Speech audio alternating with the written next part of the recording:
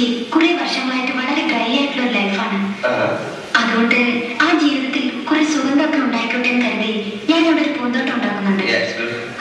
അപ്പോഴാണ് കുട്ടികൾ പറയുന്നത്, സാറിന്റെ കയ്യിലൊരു മഞ്ഞ റോസാച്ചെടി ഉണ്ട്. മഞ്ഞ ഞങ്ങളുടെ പ്രിയപ്പെട്ട കളറാണ്. അപ്പോ സാർ അതെനിക്ക് തന്നേക്കുമോ ചോദിക്കാനാണ് ഞാൻ വന്നത്. മഞ്ഞ റോസ വേണമല്ലേ? പിന്നെ നിങ്ങൾ അപ്പുറത്തെ വീട്ടിൽ പെൺകുട്ടി, ഞാനിവിടെ ഒറ്റയ്ക്ക് എഴുതുന്ന ഒരാളാണ്. അപ്പം നമ്മൾ തമ്മിലുള്ള ഇനിയത്തെ റിലേഷൻഷിപ്പ് എങ്ങനെ ഉണ്ടെന്നോളൂ.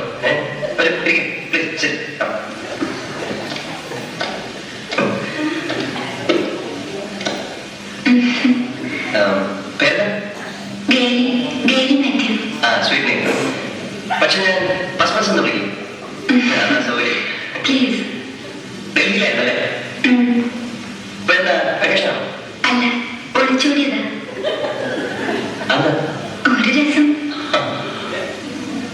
ഈ ഡ്രസ്സൊക്കെ ഡൽഹി തട്ടിച്ചാണ്? റെഡിമെയ്ഡ് വാങ്ങിയതാ. ഇതൊക്കെ നന്നായി ചേരുന്നുണ്ട്. പക്ഷെ ഈ കണ്ണാടി ഉണ്ടല്ലോ ഭയങ്കര പോറാ. കുറച്ചൊരു സ്മോൾ സൈസാ ചേരുന്നത്. ഈ കണ്ണാടി ഒരു പ്രത്യേക തരമാണ്. എന്ത് പ്രത്യേകത?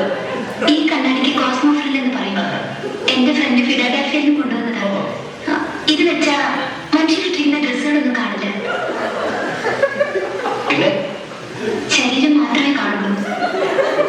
സാറിട്ടിരിക്കുന്ന ഡ്രസ്സൊന്നും ഞാൻ കാണുന്നില്ല. Only your body.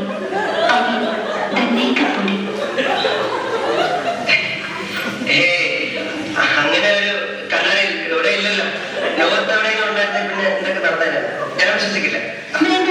വിശ്വസിക്കണമെന്ന് ഞാൻ പറഞ്ഞില്ലല്ലോ. എനിക്ക് വേണ്ട ആദ്യ റോസാപ്പാണ്. തരുന്നോ? ഇല്ല. മൈൻഡ് യു, എന്റെ പേര് ഗേളിനാണ്. ശ്രീകുമാറിന്റെ കയ്യിൽ നിന്നും എന്തെങ്കിലും